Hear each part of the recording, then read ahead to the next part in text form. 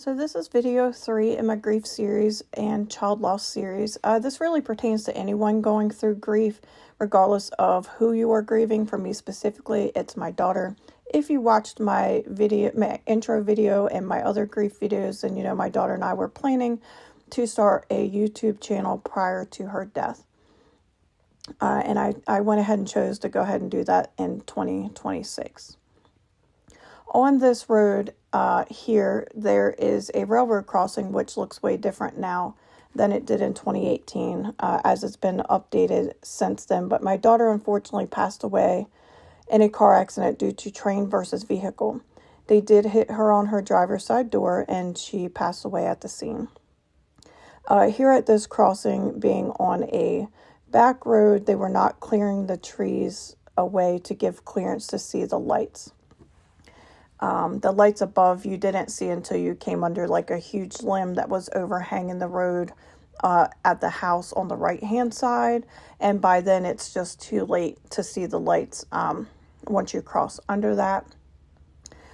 In this video, obviously it's winter, so there's no leaves on it, but you know, in the summertime it's very full.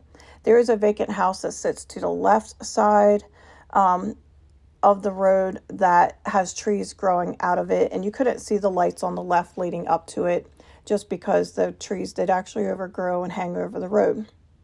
There were a lot of factors working against her at the time. The sun being in her eyes, I think, was a major factor. Her and I had walked about 45 minutes prior to her accident, and when we came around like the backside of our chicken houses facing that way, the sun was so bright we actually had made a comment about it.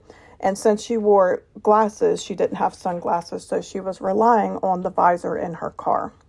There was some questions of whether the lights were working. Don't worry, you won't hear from the railroad companies, by the way. They do everything in their power to keep that information from you.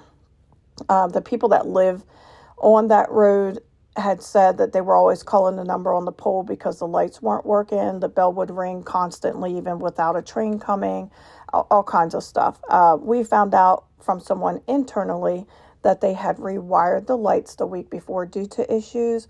And we figured they had just done some work out there because you could see where they had snipped the wire casings and threw them down on the ground.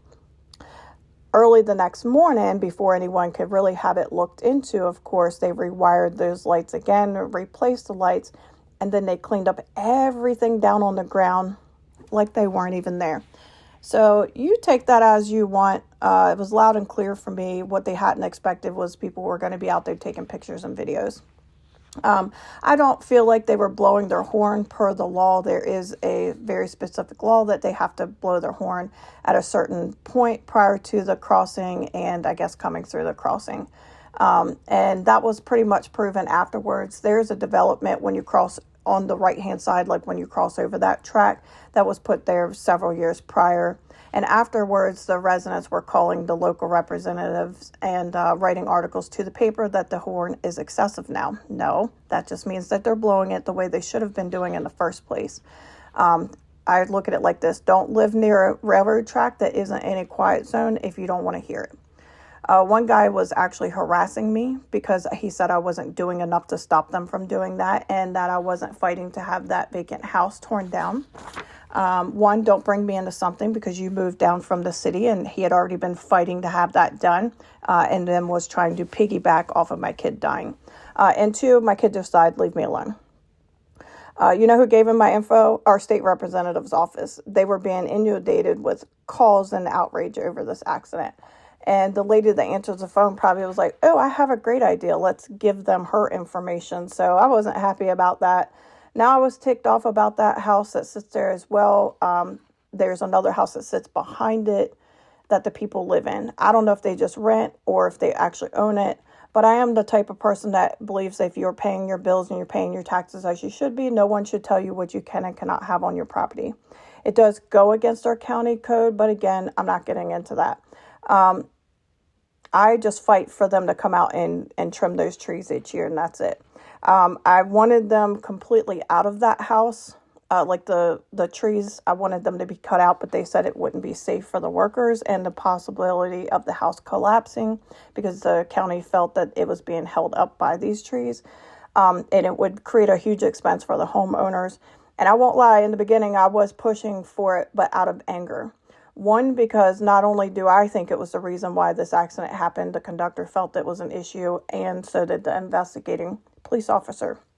But also, while my kid was in her car dying, one of the guys that lives there decided to take pictures and post it on Facebook as it was happening. So I did have to remind myself that I can't do things out of anger when I strongly believe the government should stay out of your business and off your property. I will try to find some pictures of the intersection that day and the days following at the end so that you can see what it looks like in the summertime when all the trees are overgrown. I had to crash a legislative hall meeting just to get them to come cut the trees back. I opened a case with our governor's office, and the liaison assigned to me, he was great. He wasn't from our area, so it was nice knowing that he wasn't going to be hobnobbing with everyone that he was related to, because we live in a small area. Everyone's related to everyone. Several things I learned, and I will do a separate video to lump it all together, but that the state is responsible versus the railroad company. I always thought it was the railroad company. I told myself if I ever created a channel, I wanted to do a grief series for others who may be experiencing child loss and having a hard time connecting with anyone afterwards, because as we all know, this is a very lonely place to be in.